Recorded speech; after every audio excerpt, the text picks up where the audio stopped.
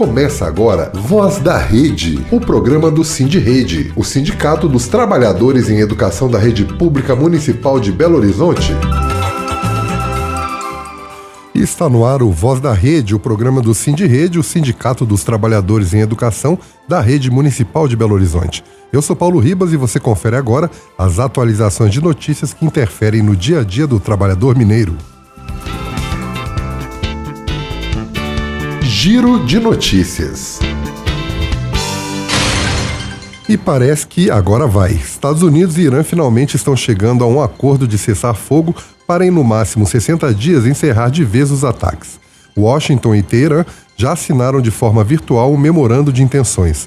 A assinatura do cessar-fogo está prevista para acontecer na próxima sexta-feira, dia 19 de junho, na Suíça, em Genebra.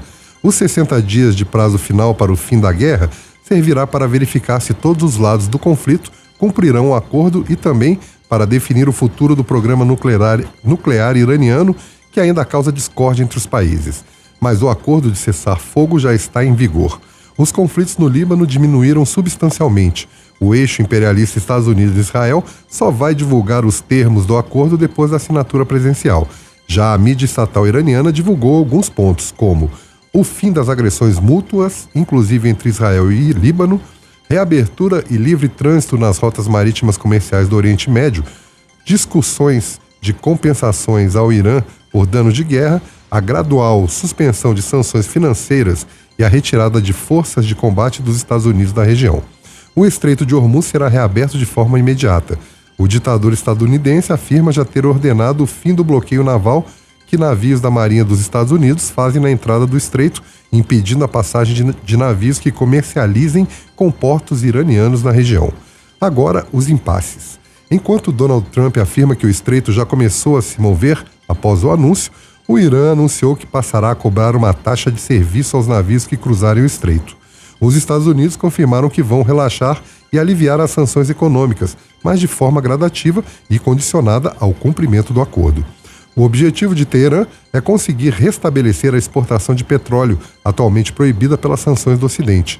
Apesar de todos os esforços para o acordo de paz acontecer, nesta segunda-feira, Benjamin Netanyahu disse que suas tropas permanecerão nas zonas de segurança, espaços ocupados por Israel dentro do território libanês, até que seja necessário. O governo sionista genocida de Israel ainda pode comprometer o acordo, caso não cumpra as exigências estabelecidas. E poucas horas após o acordo verbal de paz, Israel atacou um jornalista libanês que mostrava os estragos feitos pelos ataques sionistas numa região do Líbano. O drone do exército sionista ainda matou um motorista que dirigia pelas ruas da região. O jornalista passou por cirurgia na perna e não corre o risco de morrer. E a infindável eleição peruana continua até hoje sem vencedor. A polarização no país está clara. Os candidatos ao governo são Roberto Sanches, do partido Juntos pelo Peru, de esquerda, e Keiko Fujimori, filha do controverso ex-presidente Alberto Fujimori, do partido Força Popular, de direita. O Peru vai eleger seu 9º presidente em 10 anos. Desde 2016, 2 presidentes renunciaram e 4 foram destituídos pelo parlamento peruano. A destituição de cargos ou a renúncia em meio a escândalos de corrupção tem sido a tônica, o que talvez explique que grande parte da votação é movida pela rejeição, com os eleitores peruanos indo às urnas para escolher o candidato que consideram menos pior. O vencedor da corrida presidencial peruana vai herdar um Congresso fragmentado, aumento da criminalidade e um país onde boa parte da população acredita que o próximo presidente também não completará seu mandato de 5 anos.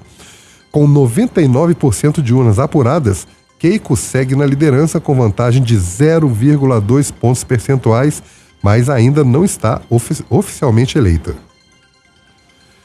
Já são 15 dias que a PEC que acaba com a escala 6x1 e reduz a jornada de trabalho está travada no Senado. A reunião de líderes para acertar a tramitação da proposta, prevista para terça-feira da semana passada, não ocorreu. O presidente do Senado também cancelou um encontro com o presidente da CCJ, Comissão de Constituição e Justiça, para definir a relatoria da PEC. Ou seja, Davi Alcolumbre está firme na tática de segurar a tramitação da PEC, que acaba com a nefasta escala 6x1 e reduz a jornada de trabalho para milhões de trabalhadores. Segundo divulgado pela imprensa, Alcolumbre teria dito que o avanço da proposta dependeria de uma reunião com o presidente Lula para definir a agenda do Congresso. Só que não existe previsão para que isso aconteça. Na prática, a justificativa amplia a incerteza sobre o futuro da PEC.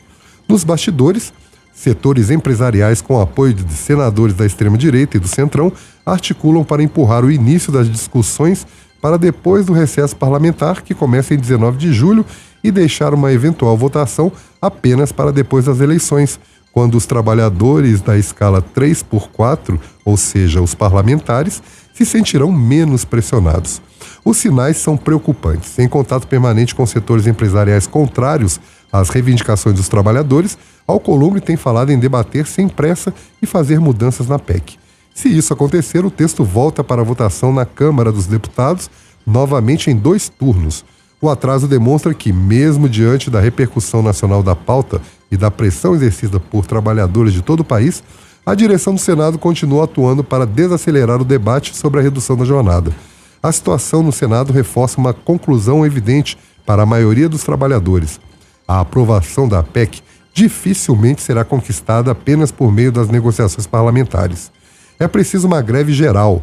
A reivindicação inicial dos trabalhadores era o fim imediato da escala 6x1 e a redução da jornada de trabalho para 36 horas semanais com escala 4x3.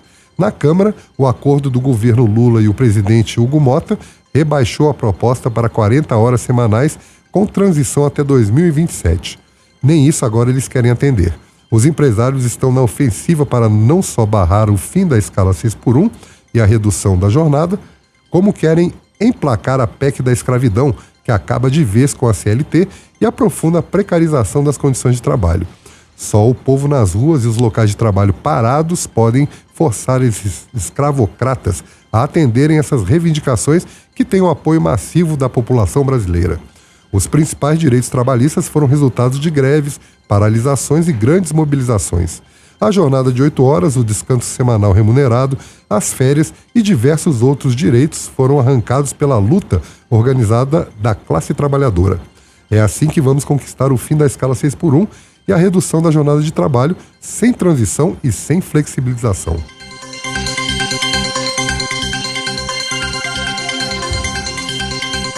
Enquanto a PEC que propõe o fim da escala 6x1 e a redução da jornada segue travada no Senado, sem previsão de avanço, uma proposta que beneficia o mercado financeiro deu um passo decisivo na quarta-feira passada.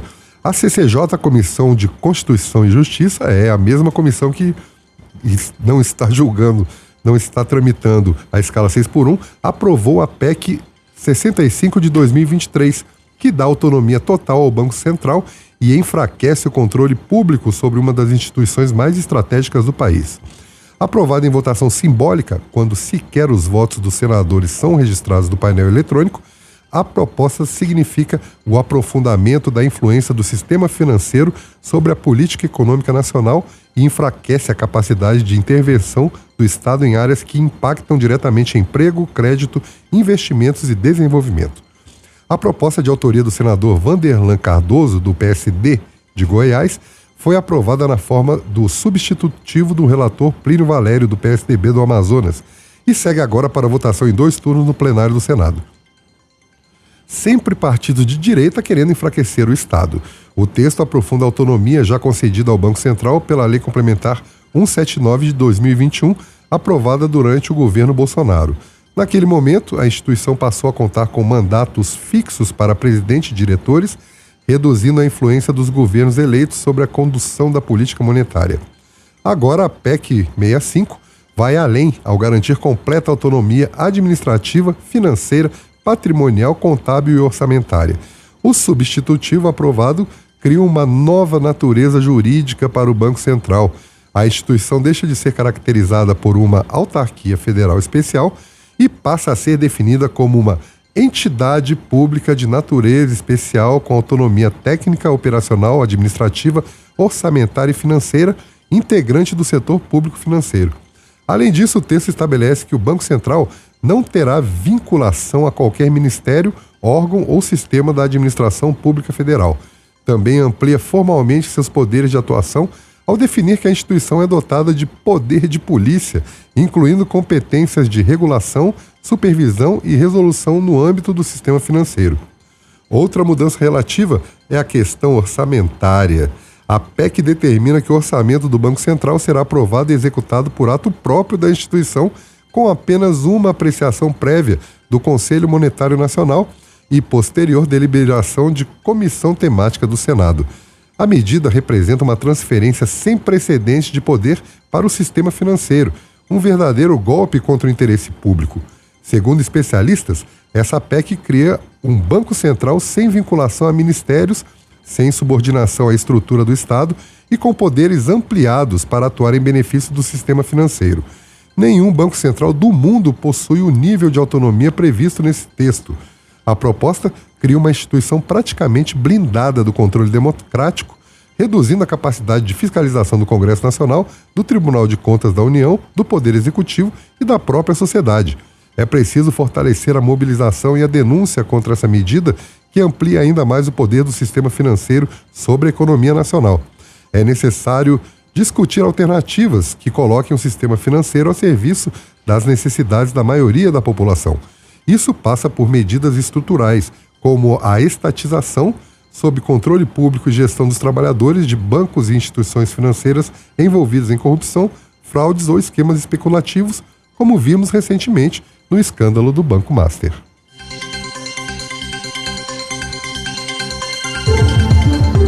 Voz da Comunidade.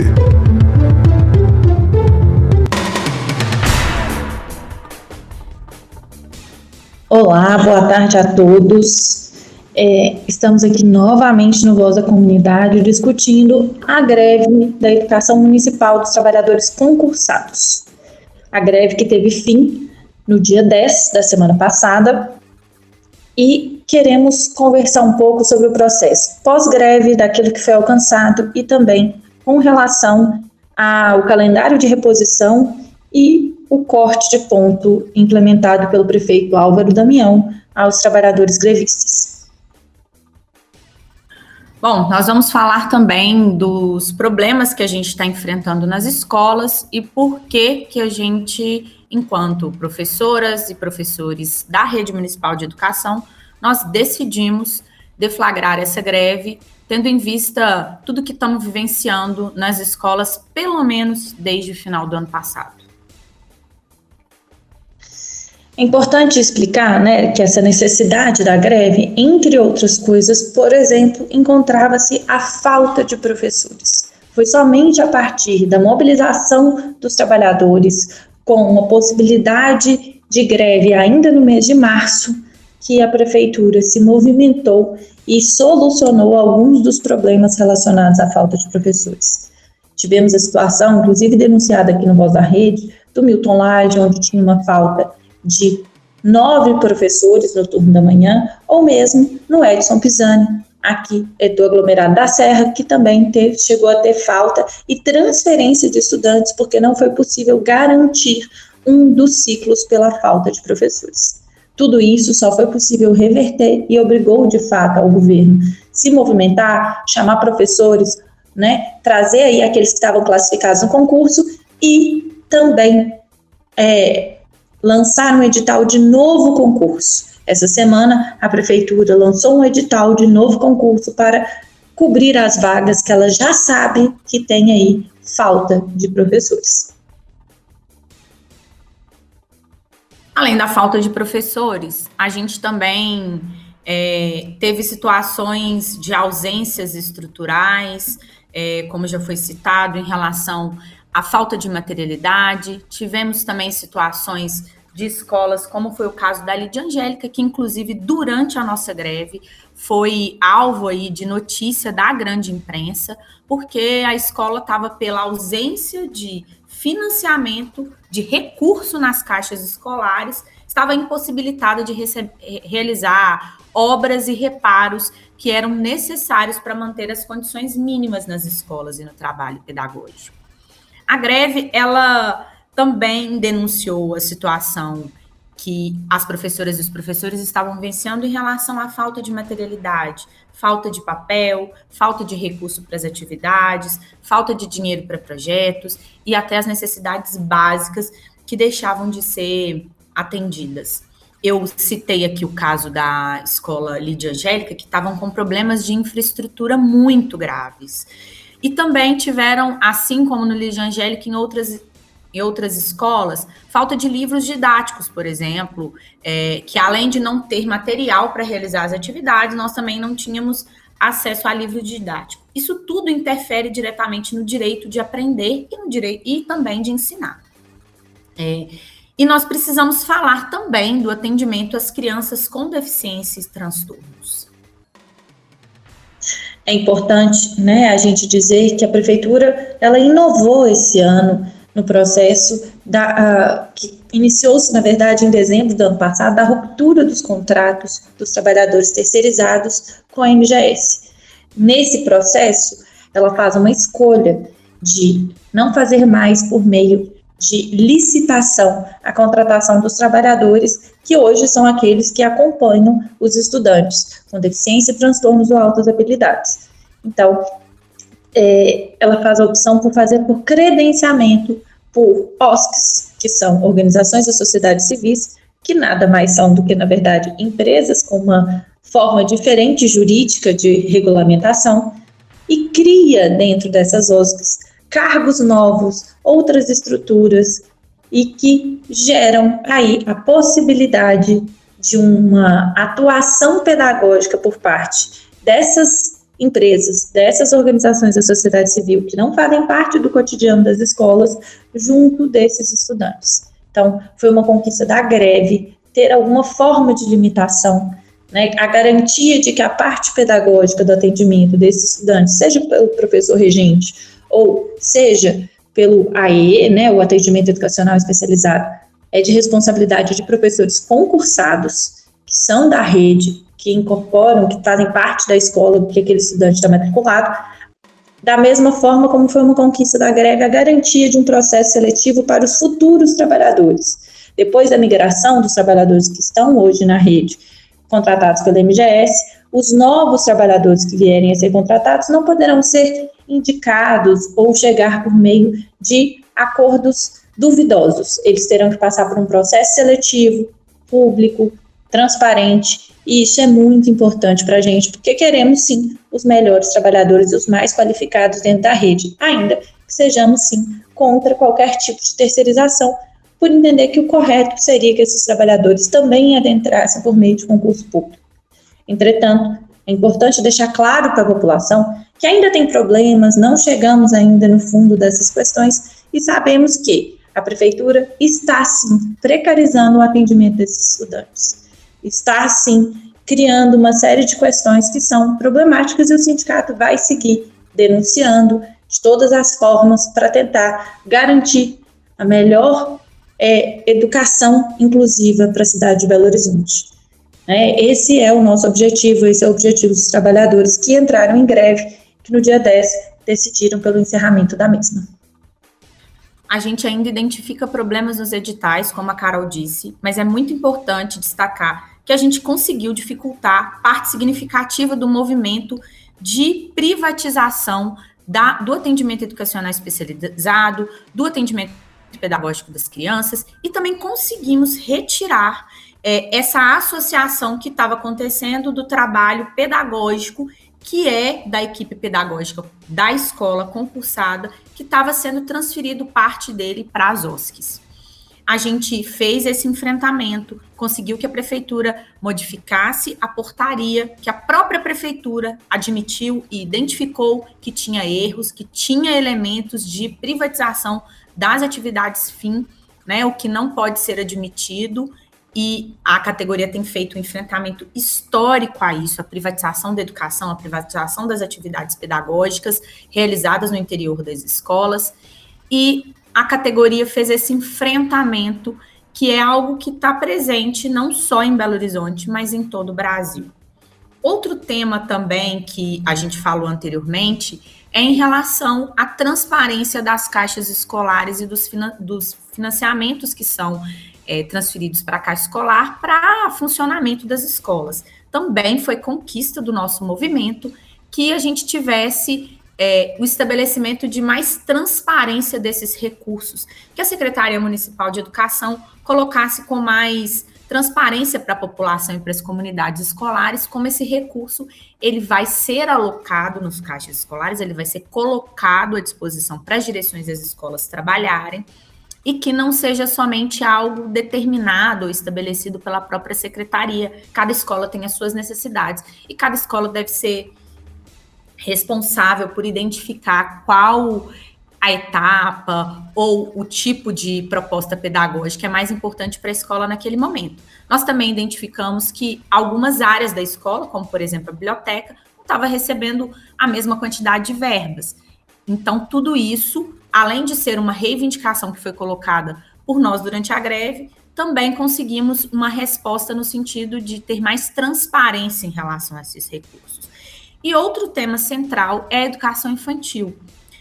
Só antes de entrar, Thalita, na educação infantil, é importante dizer que essa pauta foi uma pauta da greve, da transparência dos recursos, né, e de uma flexibilização das chamadas rubricas, que é aquilo que cada verba tem que necessariamente gastar.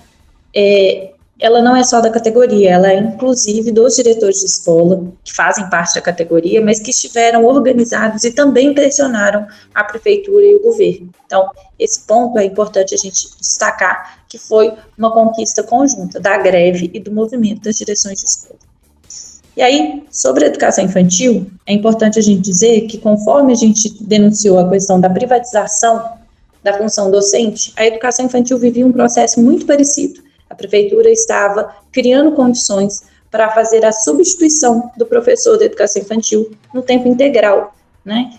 No chamado, como a prefeitura criou agora para a educação infantil, contraturno. Então, o momento em que a criança tivesse na extensão de jornada dela na escola, seria ou manhã ou tarde, ela poderia ficar com outras pessoas que não professores. Foi uma conquista da greve que a prefeitura recuasse com relação a isso e garantisse uma lei que vai alterar a lei orgânica do município, impedindo a substituição de professores da educação infantil por outros atores. E aí é muito importante porque chega no momento em que tem todo um debate nacional sobre quem é ou não professor da educação infantil e as formas que os governos encontram de burlar a nomenclatura de professor para quem atua na educação infantil. Então, o Sindirrede, inclusive, participou de uma audiência pública na Assembleia Legislativa de Minas Gerais, na segunda-feira, né, no dia 15, onde foi discutida exatamente essa situação nos diversos municípios de Minas Gerais. Belo Horizonte, já desde 2012, reconhece que as professoras da educação infantil são professoras e não simplesmente educadoras, como foi feito. Elas recebem, já desde 2012, como professoras, mas desde 2008 elas recebem um entendimento de que elas têm formação em nível superior.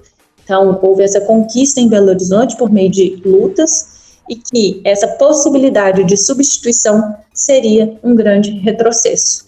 Então, isso tudo tem um peso muito grande e sabemos, né, que o movimento Somos Todas Professoras, a lei 15.326, ela é muito importante porque a educação infantil ela é uma etapa da educação básica e deve ser reconhecida como assim, e, portanto, o trabalhador que atua na educação infantil, em especial com as crianças menores de 0 a 3 anos, são professores e não como as muitas nomenclaturas por aí criam educadores, monitores, auxiliares, porque não é isso que eles são.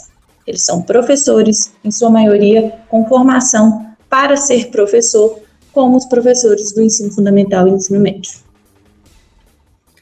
Bom, e como a Carol disse, a essa construção histórica, né, de desvalorização da educação infantil, é importante entender que nesse momento da história do nosso país, a educação infantil, ela vem emergindo como algo fundamental para a garantia do direito à educação para crianças e também para as famílias. Nesse sentido, infelizmente, a prefeitura tem tido entendimento justamente ao contrário do que toda mobilização tem dito, inclusive ao contrário do que as organizações para estabelecer a legislação têm dito. Tem entendido a educação infantil como etapa menos importante, uma etapa que não é necessário a garantia do direito à educação e não tem garantido o direito à reposição para essa etapa da educação básica. Isso é um entendimento que nega o direito à educação de crianças e também das famílias, né? Então, é muito importante a gente dialogar com as famílias nesse sentido, para que fique claro que essa negação de uma reposição completa de todos os dias que foram realizados da greve para todas as crianças, ela é uma perspectiva, uma posição política de negar o direito para as famílias. E isso abre uma prerrogativa muito perigosa, porque se a gente vive justamente uma luta, uma mobilização pela ampliação do direito à educação infantil, para que cada mulher, para que cada família, para que cada mãe, para que cada pai, avó, tia tenha direito de ter a sua criança e o seu bebê num espaço escolar, onde ele vai aprender, vai se desenvolver da forma mais completa possível. A prefeitura, nesse momento, diz o contrário, que isso não é direito, que isso pode ser dado quando a prefeitura decide que deve ser dado.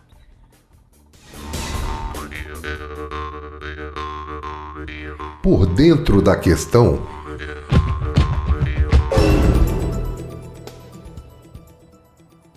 E hoje, no Por Dentro da Questão, iremos tratar das lutas na América Latina em meio ao avanço do imperialismo estadunidense.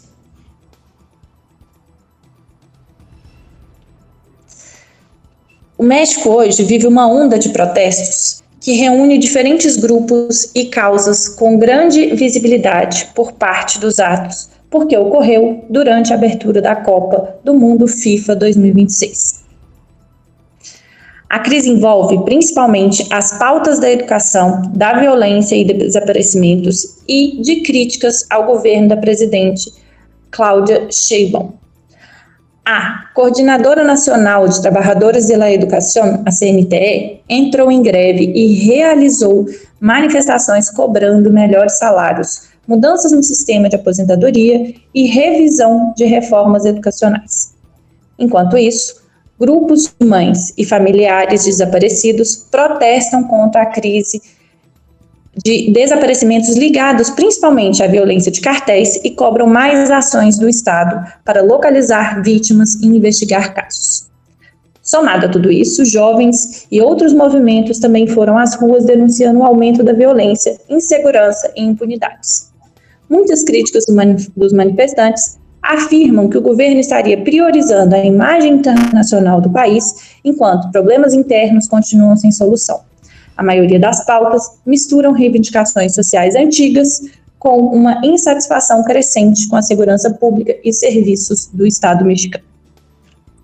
Já Cuba vive uma crise humanitária promovida pelas políticas do ditador estadunidense Donald Trump, que em 2025 retoma a política de maior avanço em políticas de bloqueio contra o país. Nesse ano, conforme já noticiamos aqui no Voz da Rede, Cuba vem sofrendo novas sanções que impedem o acesso a combustíveis, o que tem gerado uma crise energética no país. Além disso, com os bloqueios e embargos, outros itens importados pelo país chegam com escassez ou às vezes nem chegam, gerando outras crises como falta de abastecimento de medicamentos e alimentos.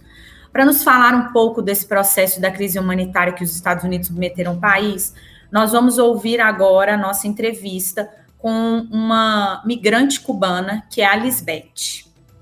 Boa tarde a todos os ouvintes. Agora nós vamos falar com uma convidada cubana que vai trazer um pouco a realidade do que está se passando em Cuba e também um pouco a realidade a partir do cerco imperialista dos Estados Unidos e também a realidade que o povo cubano enfrenta nesse momento. Sí, bueno, primero aclarar que yo, soy migrante, Soy periodista cubana, me tuve que ir en 2022. Primeiro, esclarecer que eu sou migrante. Sou jornalista cubana que tive que sair em 2022 justamente pela perseguição do governo, do periodismo independente e um pouco dos ativismos. Desde então eu não vivo diretamente a realidade cubana, mas sim, tenho minha família dentro de Cuba, meus amigos, toda a minha vida ficou ali e, bom, continuo militando em um coletivo chamado Socialistas em Luta. É um coletivo de esquerda de crítica cubana que agora mesmo se está ativando, sobretudo em matéria de solidariedade com a crise humanitária que há em Cuba. De Socialistas em Luta, sustentamos algumas iniciativas como refeitórios para pessoas em situação de vulnerabilidade. Também temos pensado agora, em setembro, começar uma escola popular para ajudar os filhos de bairros mais afetados. E também temos muitos outros projetos.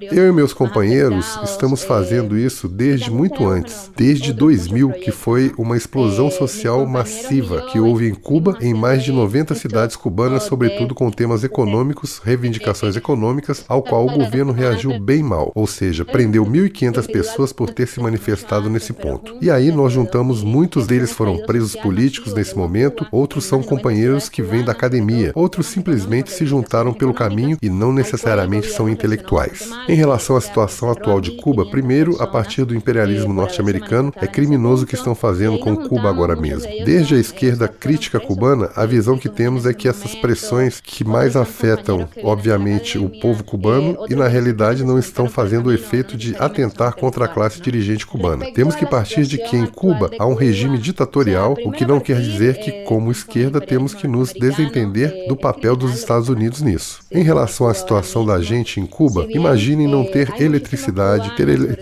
somente 2 horas por dia, não ter acesso a medicamentos, não ter acesso a transporte público, não há combustível, então não há nada que se mova. Uma cidade que não se move, se morre. Não há com que cozinhar os alimentos, se está cozinhando até com carbono. Há uma inflação enorme e um processo subjacente de dolarização, digo, subjacente porque está acontecendo sobretudo no mercado informal, com a estimulação do governo para poder captar determinados recursos e poder, digamos que, para driblar essas medidas. Também vemos um aumento, por exemplo, da mortalidade infantil. Todos os indicadores de saúde estão cada dia pior. Recentemente, vivi muito de perto a morte do filho de um companheiro, justamente porque não se pôde resolver com a falta de recursos em Cuba. A lixadeira das ruas, esse é outro tema bastante complexo porque está em uma situação epidemiológica, já que ao não recolher o lixo por falta de combustível, as pessoas estão adoecendo de pelo menos 5 doenças diferentes: dengue, zika, chikungunya, entre outras. Então, no meio de tudo isso, de uma realidade que é quase pós-apocalíptica,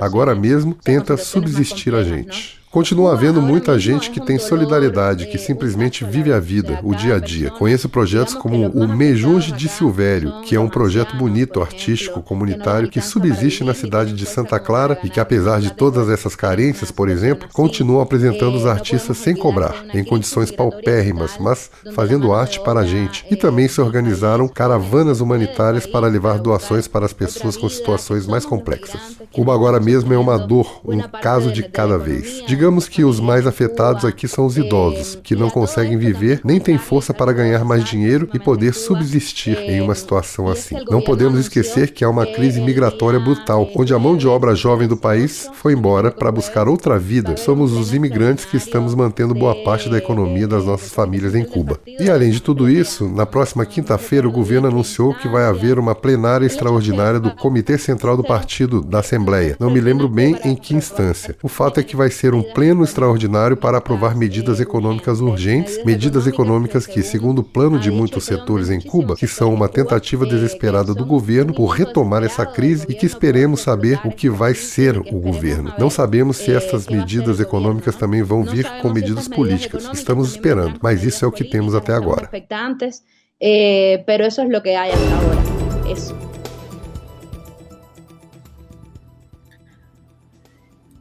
Nesse momento, na Bolívia, uma onda de protestos sociais que começou com uma insatisfação econômica se transformou em uma crise política contra o governo do presidente Rodrigo Paz Pereira. Conversamos com o Emílio a respeito, que ele é um boliviano militante e é parte também dos protestos. Ele falará um pouco sobre as principais causas e como têm se desdobrado as manifestações que já duram um mês. Vamos ouvir a entrevista do Emílio e também do Adélio. Na Bolívia, a conjuntura é marcada por mobilizações diversas de sindicatos, de professores, de transportadores, trabalhadores rurais, organizações indígenas. Temos também mobilizações amplas contra as medidas de austeridade que o governo tem feito, um alto custo de vida, tem faltado combustível. A gente tem visto, junto dessas políticas de austeridade também, redução de recursos para políticas públicas, e o governo muitas vezes tem recorrido à repressão e à criminalização dos setores que estão mais mobilizados. Então, é importante que os nossos ouvintes procurem entender como que esses movimentos sociais e sindicais interpretam a atual crise boliviana. O que explica a mobilização dos professores, dos trabalhadores, dos transportadores, dos camponeses e dos povos indígenas contra o governo? Bien, gracias.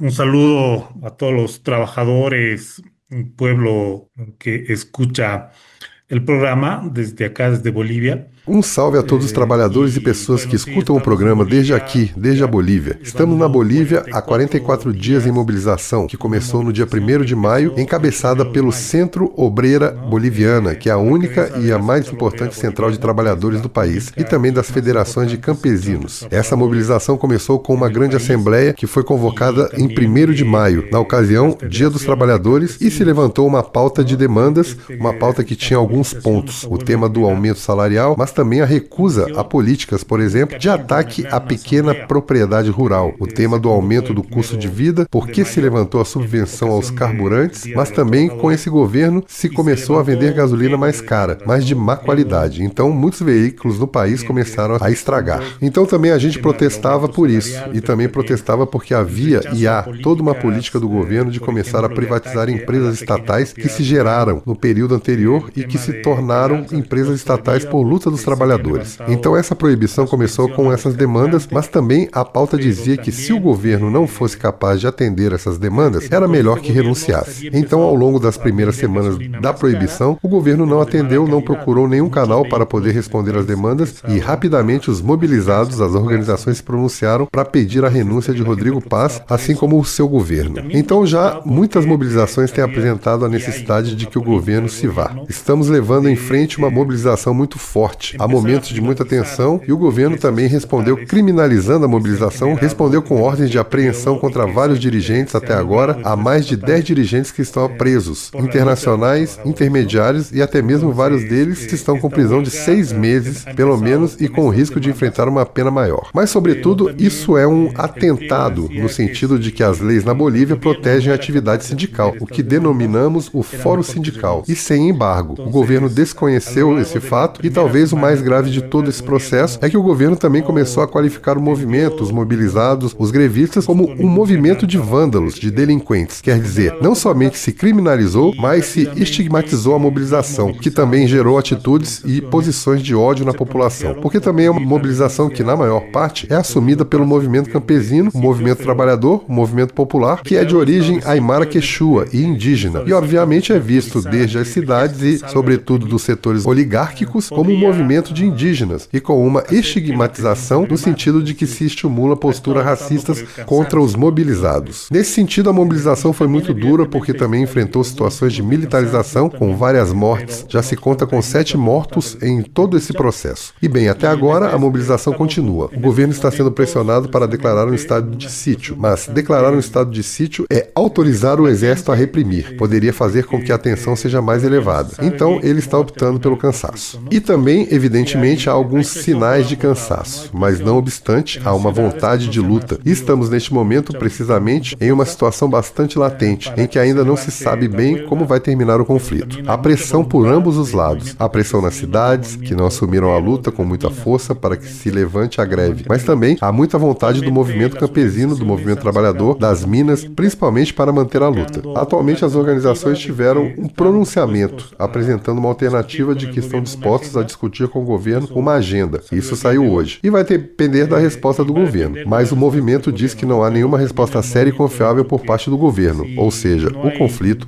vai continuar. Resposta séria e creíble de parte do governo, o conflito vai continuar.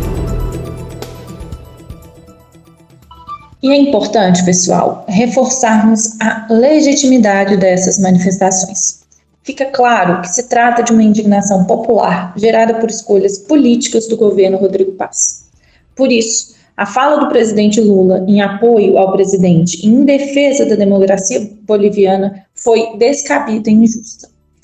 A classe trabalhadora tem o direito de se organizar e questionar as decisões políticas de um governo eleito e até da sua legitimidade. A nossa central, a CSP com Lutas, enviou alguns representantes para a Bolívia em apoio a essas manifestações, exatamente por reconhecer a importância e a legitimidade desse movimento popular e trabalhador.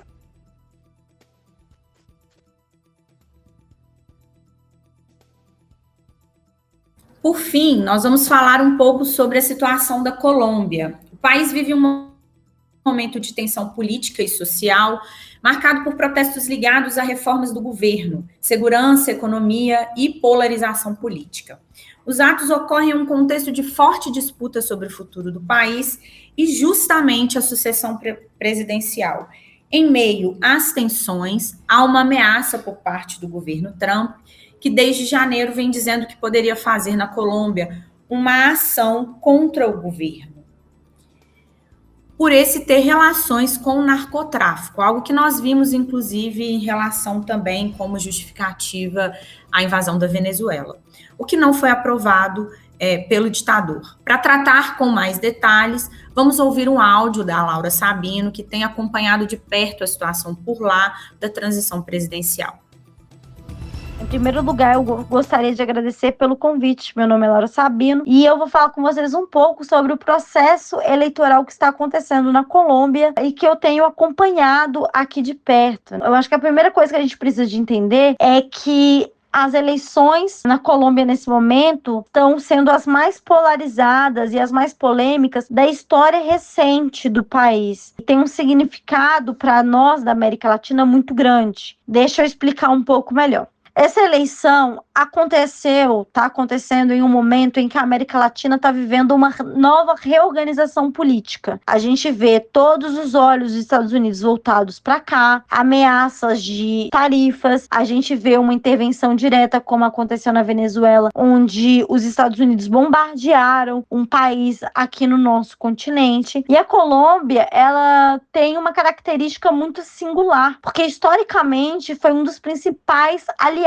dos Estados Unidos na nossa região. E durante décadas, ela foi governada por forças políticas mais conservadoras e, de novo, mais ligadas aos Estados Unidos e a esses interesses de fora, né? Então, a vitória do Petro em 2022 representou uma ruptura histórica, justamente porque colocou pela primeira vez a esquerda na presidência do país. Por isso que a eleição de 2026, essa eleição que está acontecendo agora, está sendo observada como uma avaliação sobre a viabilidade de um projeto progressista em um dos países mais estratégicos do continente. Uma vitória de Cepeda, que é o candidato da esquerda nesse momento, seria interpretada como uma continuidade do ciclo que foi inaugurado por Petro. Então seria o povo assimilando que quer a continuidade de um modelo de esquerda. Já uma vitória do outro candidato, né, um candidato da direita, de Laís Piriela, seria interpretada como uma volta ao ciclo anterior conservador, voltada aos Estados Unidos. Então, como tem sido a questão da esquerda? A esquerda tem defendido as reformas sociais, ampliações de política pública de inclusão,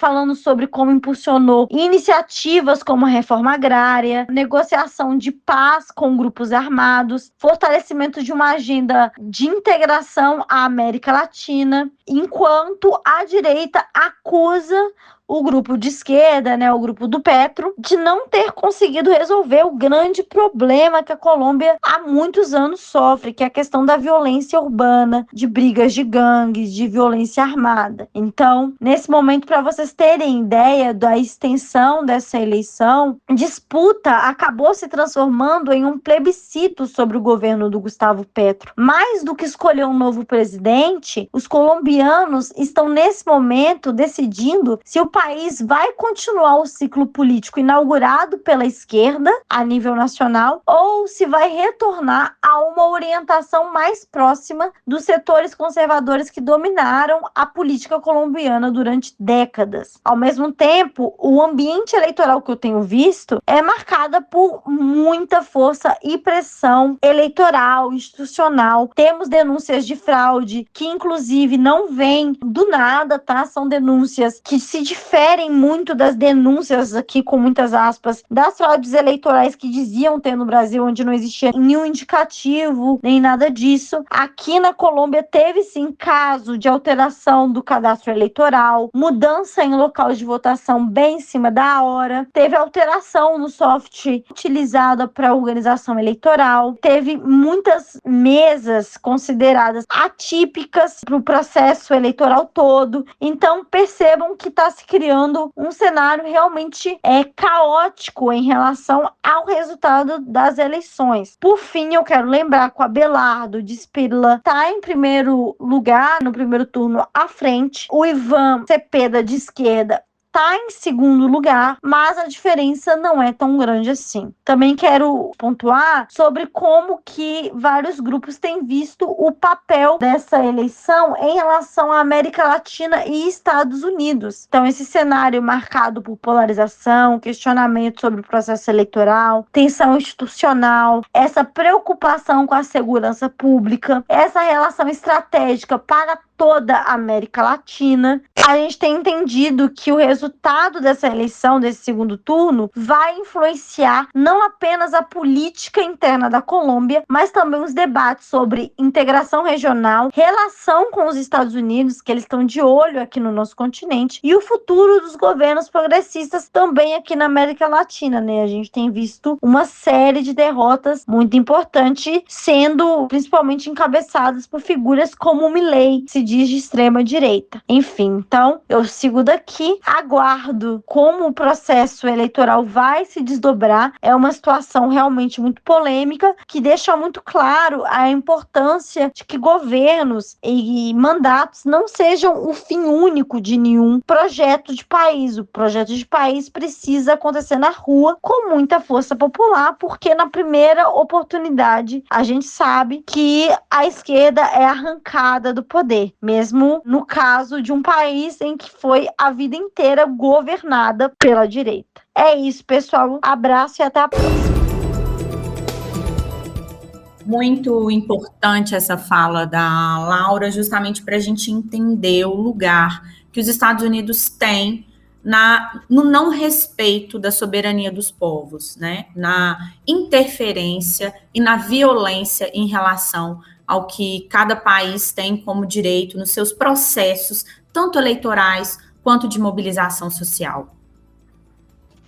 E aí é importante, né, que a gente entenda que todos esses processos que nós narramos aqui, como também o que está acontecendo no Peru, ou o que já aconteceu na Venezuela, eles falam muito sobre esses planos imperialistas dos Estados Unidos, que na figura do Trump vem buscando retomar a América Latina como seu quintal, como o lugar onde os Estados Unidos pode fazer qualquer coisa e definir os rumos dos povos latino-americanos. Então é importante que a gente reforce a soberania dos povos, a auto-organização, o direito que a gente tem de nos organizar e lembrar que todo e qualquer levante popular, ele tem sim sua legitimidade, desde que ele seja da população organizada e não sendo orquestrado por potências externas que muitas vezes se preocupam apenas em roubar, né, os nossos bens minerais, os nossos bens naturais e usurpar tudo aquilo que é, na verdade, patrimônio do povo daquele país. Isso se aplica ao Brasil, isso se aplica à Colômbia, à Venezuela, a Cuba, ao México e também à Bolívia.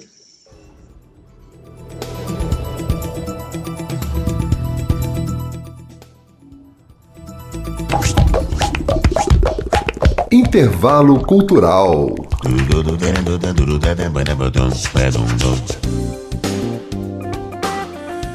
E no próximo fim de semana, BH recebe a 7ª edição do Festival de Choro e Samba. O evento acontece no Mercado de Origem Santa Teresa, sábado e domingo, com entrada gratuita. No programa, nomes como Flor de Abacate, velha guarda do Clube do Choro de BH, Biruta Choro e Samba, Mauro Zocrato, Marina Gomes e Fabinho do Terreiro. As apresentações começam às 11 da manhã e se estendem até às 6 da tarde. Também integra a programação o espetáculo Choro e Samba com o grupo Mestres e Aprendizes da Escola Livre de Choro do Clube do Choro de Belo Horizonte. Então anota aí, para não esquecer, sábado e domingo, a partir das 11 da manhã, no Mercado de Origem Santa Teresa, acontece a 7ª edição do Festival de Choro e Samba. A entrada é gratuita e o mercado fica na rua São Gotardo, número 273, no bairro Santa Teresa.